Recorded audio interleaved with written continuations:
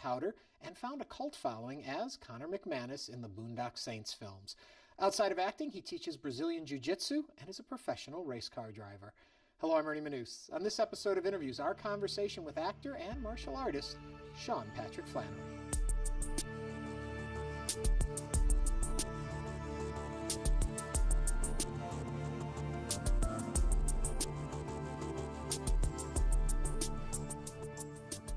I heard you talking about acting at one point, and you had said that you don't need to be one of those method actors, but you can imagine, and from reading the script, you can understand what you're supposed to do. You know, I'll tell you, if a script is well written, your research takes place between fade in and fade out. That's it. If it's well written, everything you need to know is in the script. If it's not, then you need to search elsewhere for characterizations, for mannerisms, for gestures. But if it's written right, it doesn't need to tell you he walks a certain way, because you can tell by the way that he speaks. You can tell by the way someone moves, you know, what intonation that they need. I really believe that. And some of the best written characters require the least amount of work. It's, in my opinion, it's the bad written lines that require some homework, because you have to find a gem in there. But well-written stuff, the gems are laced on the page. Backstory, do you create that? Do you need to? Well, I'll tell you this. If you do everything right, then it's irrelevant. If you do everything right on that page for that scene, if you're really feeling everything that character's feeling, it's irrelevant what your imaginary backstory is or what the viewer's is. Mm-hmm. It's pertinent to what their understanding of the story is. I don't need to live on the street and urinate in my own clothes to play a homeless person. Yeah. I can imagine that would be relatively horrific. I don't need to do that. Some people may, and I'm certainly not slighting that method, but I tend to be relatively cerebral in my work. It all takes place, inside my head. And I'm not saying that the end result is better or worse or somewhere in the middle. It's crazy, but I'm in the industry. It's a very subjective. You know, there's somebody that's going to say I'm absolutely brilliant in every role, and there's somebody that's going to go, I can't believe anybody's ever paid that guy to act in the same role. Yeah. You know, and I'm used to that. You know, you develop I'd say thick skin, but it's not thick skin. It's just an understanding. You know, it's taste. You know, there's somebody that's not returning the phone calls of your dream girl. Yeah. And God bless it, you know. It takes a grab bag of humans to make the world go round. Switching gears then, you've just written your first novel. How much research prep do you have to do for something like that, or is it all just your imagination? You know, so as far as writing a novel goes, I think if I would give you any lessons or techniques would be a little arrogant on my part. You know, it's the first time I've written a novel, and so I only know one way to do it. You know, it's funny.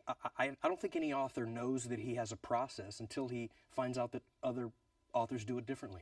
Then you start a little introspecting to say, okay, well, this is how I did it. Maybe that is its own process in itself. But I also think it depends on the subject matter.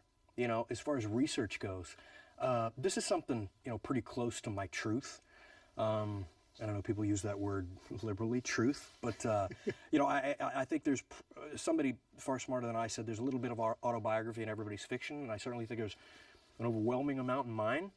So due to that fact, there's not a lot of research. There's a lot of recollection, you know, and a little bit of, there is a bit of a process of me trying to find a way to put into words what made me feel a certain way.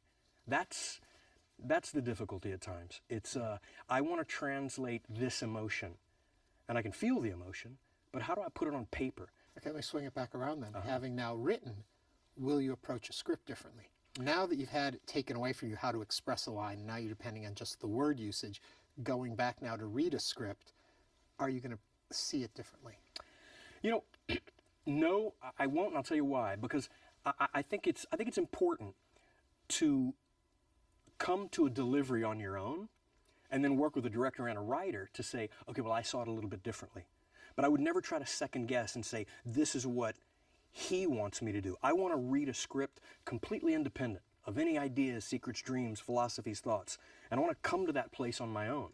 And if I'm wrong, I'm wide open for a director to say, oh, wow. No, this wasn't happy at all. This is in a different direction. I'm wide open to that. But I want to come there on my own. And I don't want to try and second guess. I don't want to read an author's previous works to say, okay, now I think what he really meant was this. I want a clean slate.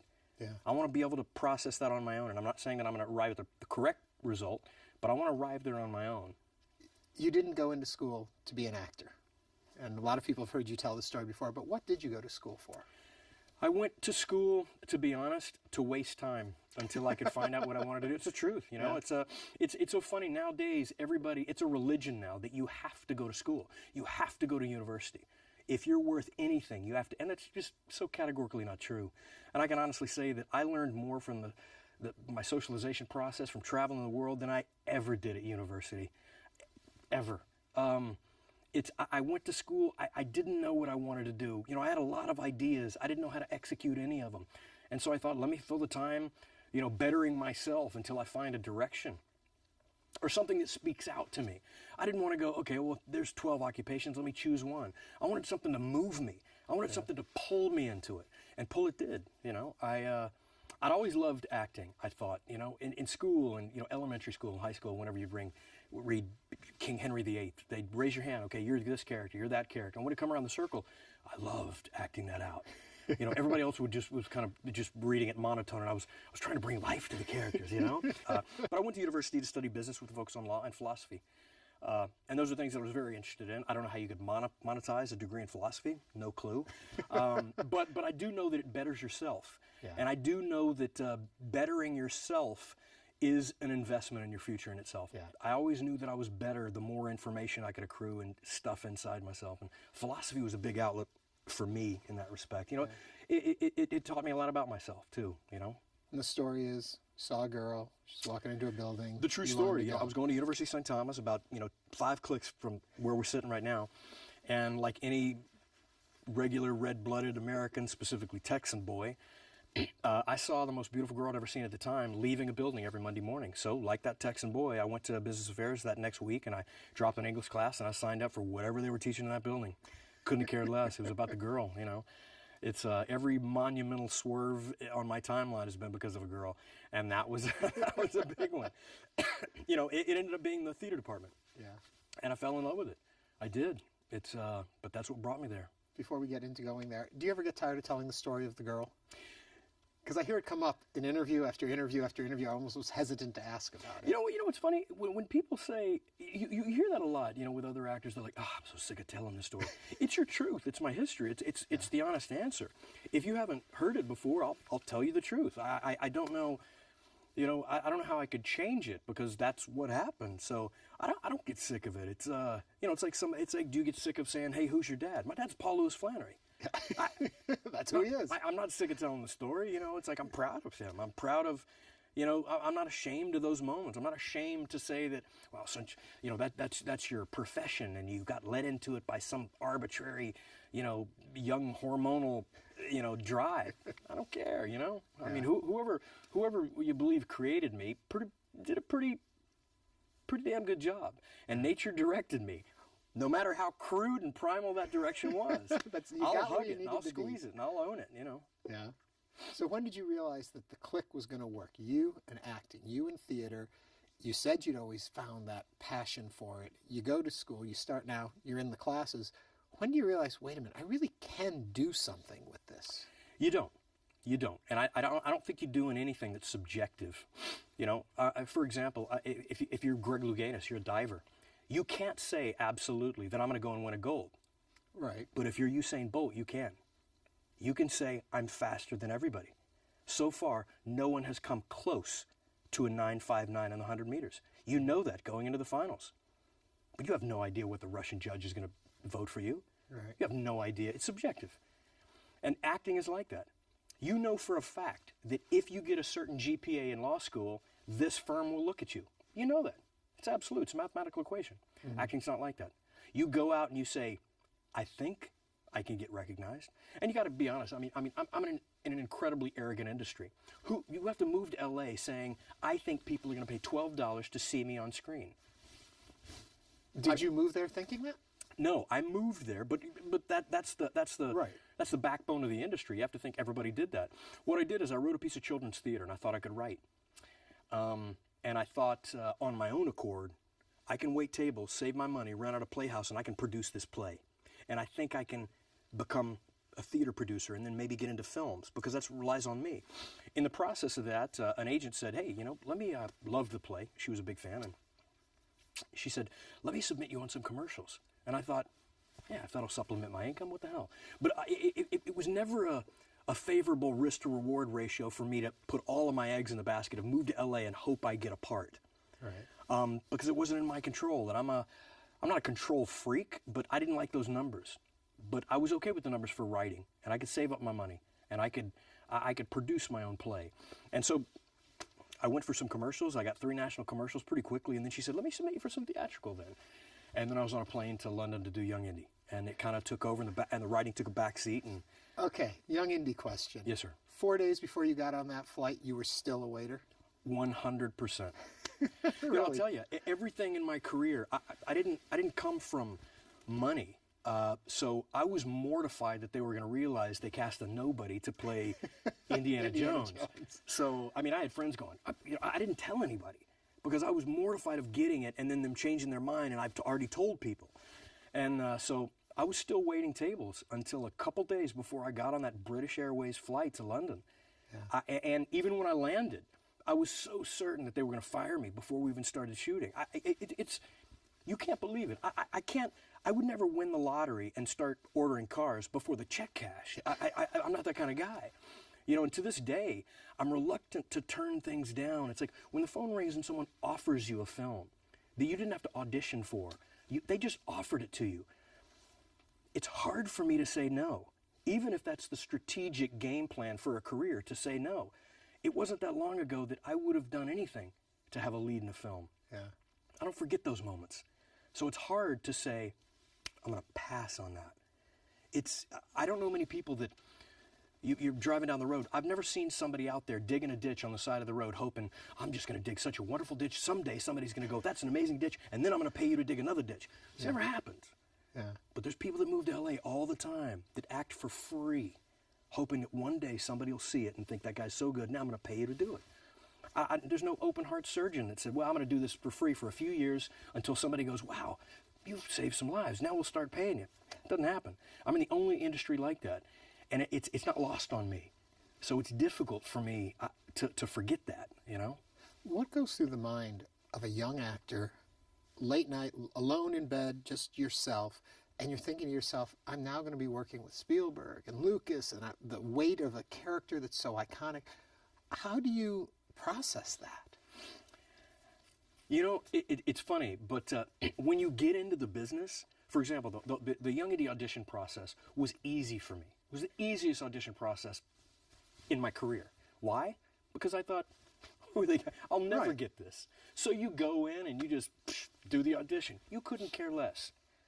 But the closer you get to actually getting the role, then you start getting nervous. You're like, this could actually happen. Right. And so your final audition is about 10% as good as your first audition, where you're actually reading off the page. Yeah. I mean, the gravity of the situation, or the lack of gravity, gives you access to all your artistic talent. But whenever that gravity comes into play, suddenly, you have a limited access to it. I equate the audition process to, for whatever reason, I don't know why, but they use a lot of American Indians to build the skyscrapers in New York and Manhattan. For whatever reason, they found out that there was a small percentage of fear of heights. But if you had the balance beam in the Olympics on the 120th floor, Nadia Comaneci would probably lose. Right. But if you put it 3 feet off the ground, she's doing double gainers and everything else. The audition process is that same balance beam, 120 floors in the sky. It's not about who's the best on the balance beam. It's about who can forget that they're 1,000 feet off the ground and perform to their natural ability. It's who shows up with 100% of their natural ability.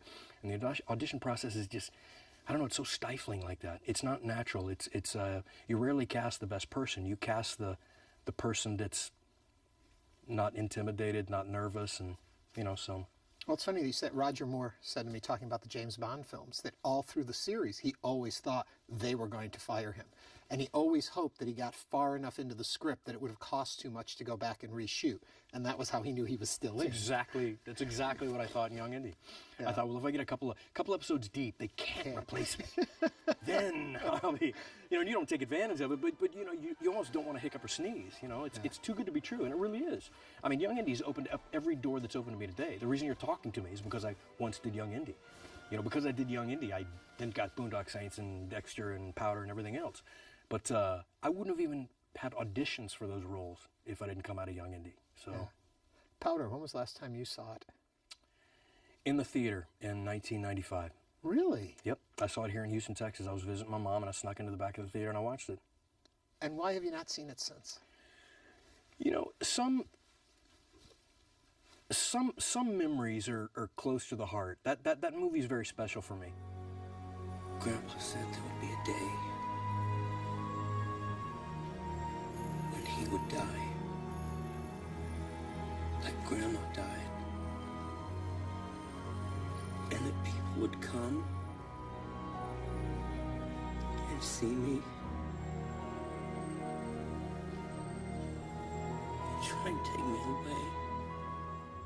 When people say, what's your favorite film? First of all, I ask them, what's the criteria for me determining? Is it the most fun I had on the set, or is it the end-all product, the thing that you're most proud of artistically, the thing that you're most proud of message-wise? And there's a lot of criteria to use, but that's one of my favorite films. That's one of the films that I'm most proud of. And I really like the idea and the story and the message behind it. It's special to me. And when something feels so perfect to you, you almost don't want to taint it with a second viewing. Maybe it loses some of its resonance. Maybe some of the keys are, it's off tune a little bit with a second viewing. Tenure tends to reveal some flaws and sometimes hide some flaws. And I just want to leave it where it is without getting too weird about, I can't watch myself on screen or any of that garbage, because I can. But some things, I would just like to leave it alone. I was really happy with it.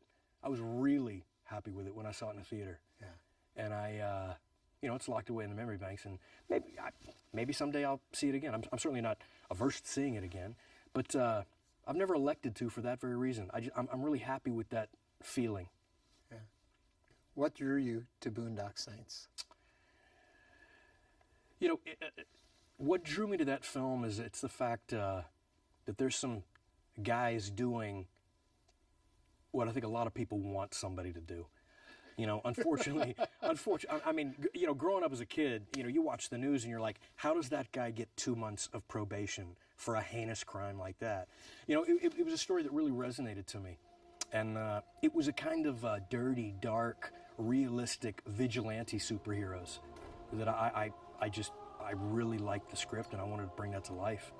And there was a lot of name actors that were campaigning for those roles. Marky Mark and Patrick Swayze, and me and Rita campaigned pretty hard, through the audition process and went through the ranks to really get the role. And Rita was one of my friends from before we shot Boondock. So when we found out that we were both doing it, we were like, really?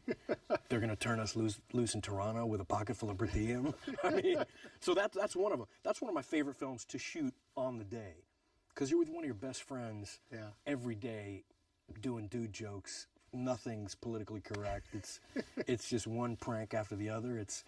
Those films are a ball to make for that very reason, I heard somewhere that the kids from the Brady Bunch movie, or the Brady Bunch series, they made more money doing A Very Brady Christmas than they did the entire run of the series.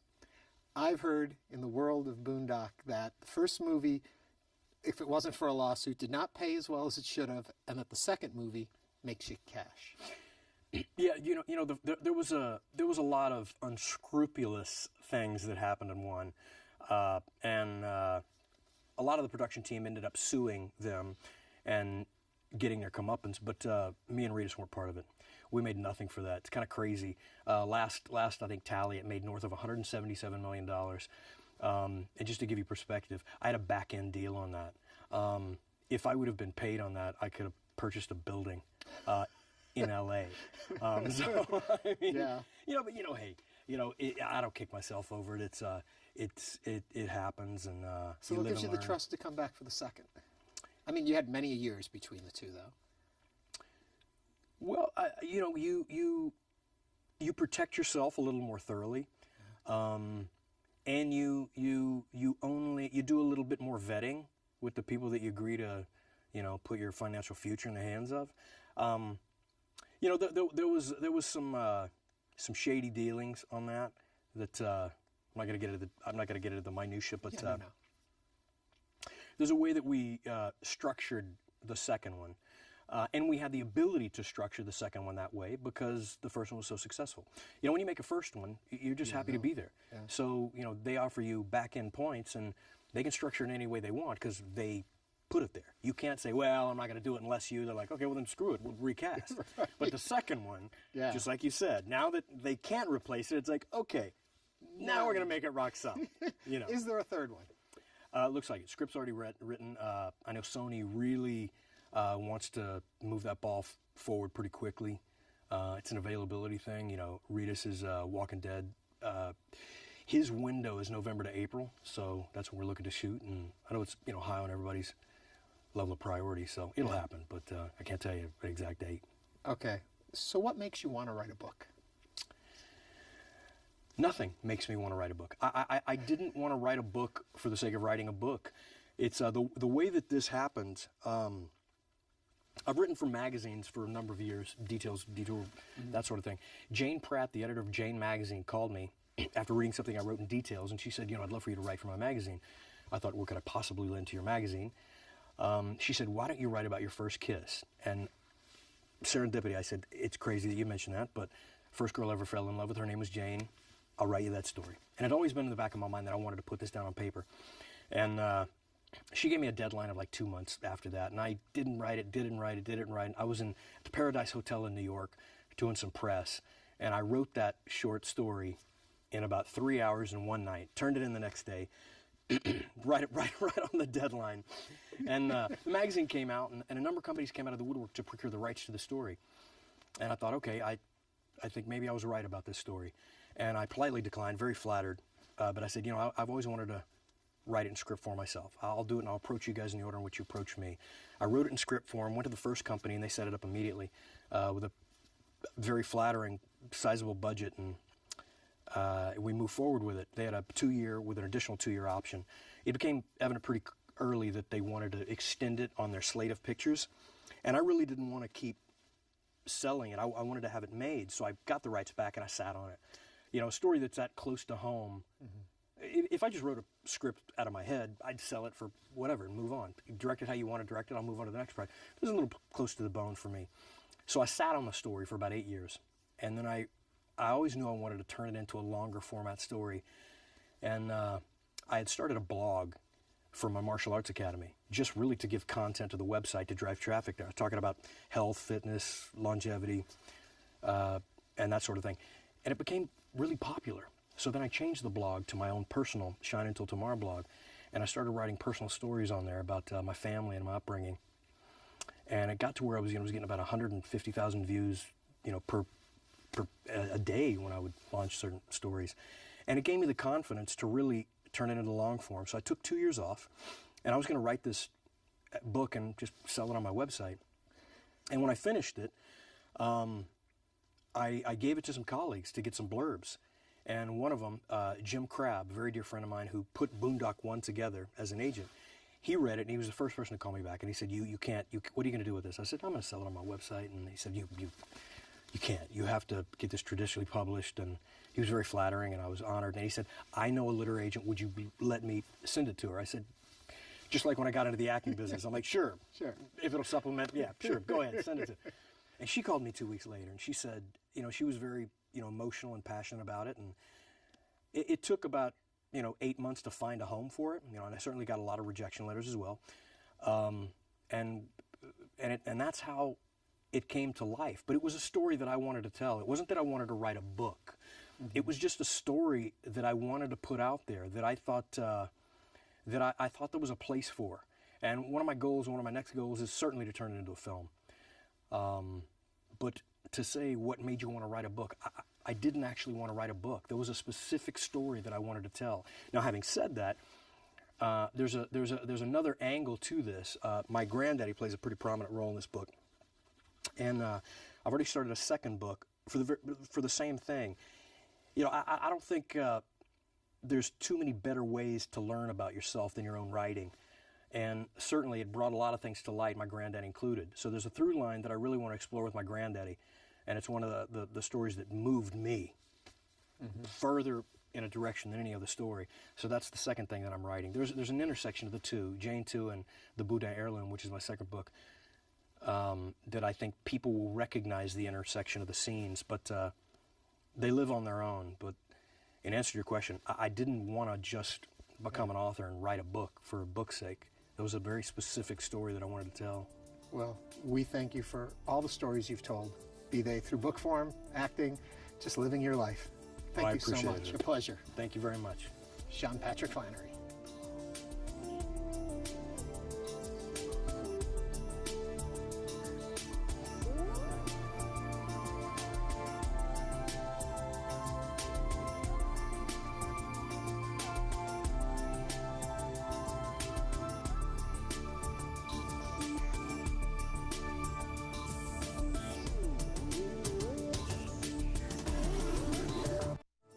If you'd like to learn more about our guests or watch other episodes of Interviews, visit our website at houstonpublicmedia.org/interviews.